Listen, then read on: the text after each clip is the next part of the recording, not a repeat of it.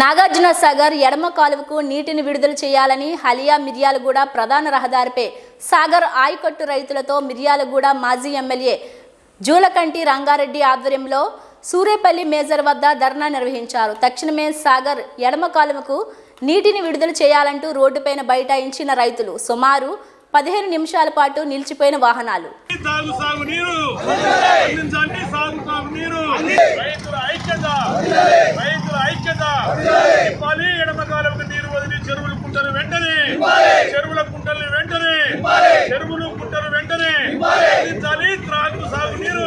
సాగర్ ఎడమ కాలువ పరిధిలో ఉన్నటువంటి సాగరు, మిర్యాలగూడ, హుజూర్ నగర్, కోదాడు ఈ 4 నియోజకవర్గాల పరిధిలో ఇవాళ 30% వరకు వరి నాట్లు పొలాలు వేసుకోవడం అనేది జరిగింది. ఈ పొలాలు మొత్తం కూడా పుట్ట దశలో ఉన్నాయి. మొదటి పంట కూడా 40-50% మాత్రం వేశారు.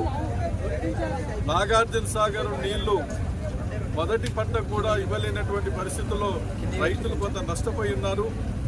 ఈ రెండో పంట కన్నా కొంతవరకు నీరు అందిస్తారనేటువంటి ఆశతోటి బోర్ల మీద, చెరువుల మీద ఆధారపడి ఇవాళ వరి పొలాలు వేసుకోవడం అనేది జరిగింది. ఎకరానికి 20,000 రూపాయల పైనే పెట్టుబడి పెట్టుకొని రైతులు అనేక కష్టాలు, బాధలు పడుతూ ఈ పంట పొలాలు వేసుకోవడం అనేది జరిగింది. ఇవాళ ఏ గ్రామానికి పోయినా, ఏ మండలానికి పోయినా కూడా పొలాలు మొత్తం కూడా ఎండిపోతూ ఉన్నాయి. గ్రౌండ్ వాటర్ మొత్తం కూడా పడిపోయి బోర్లు మొత్తం కూడా ఇంకిపోయినాయి. చెరువుల్లో ఎక్కడా ఒక చుక్క నీళ్ళు లేనటువంటి పరిస్థితి. ఇవాళ మిషన్ భగీరథ నుంచి త్రాగునీరు కూడా గ్రామాలకు మరి పైపుల ద్వారా అందేటువంటి పరిస్థితి లేదు. అందుకనే యుద్ధ ప్రాతిపదిక పైన నాగార్జున సాగర్ ఎడమ కాలువకు ఒక 10-15 రోజులు నీళ్లు విడుదల చేసి, ఒక 10-12 టీఎంసీల నీళ్లు విడుదల చేసి ఎండిపోతున్నటువంటి పంట పొలాలని కాపాడాలి.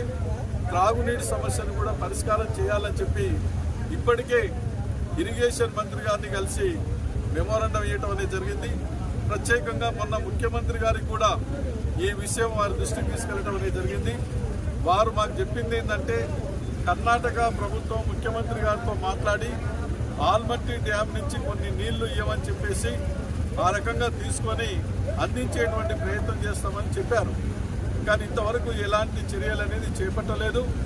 మంత్రి గారు కానీ, ప్రజాప్రతినిధులు కానీ, జిల్లా కలెక్టర్ కూడా ఈ ఎండిపోతున్నటువంటి పంట పొలాలు మొత్తం కూడా పరిశీలించి రైతులు ఏ రకంగా నష్టపోతుందో చూడవలసినటువంటి అవసరం ఉంది.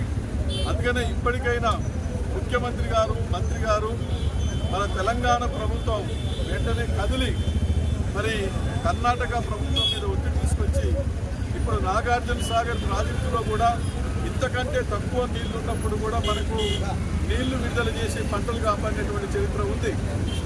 కుడి కాలువకు సంబంధించినటువంటి వాళ్ళు ఈ మధ్యనే 2 సార్లు నీళ్లు విడుదల చేసుకున్నారు. మరి వాళ్ళు ఏ రకంగా నీళ్లు తీసుకెళ్లారు? కాబట్టి ఏంటంటే ఇది వేల మంది రైతులకు సంబంధించింది. కేవలం వరి పంట పండటం వల్ల రైతులకే కాదు, వందలాది రైస్ మిల్లులు ఇవాళ ధాన్యం మీద ఆధారపడి కూడా నడవలసినటువంటి పరిస్థితి.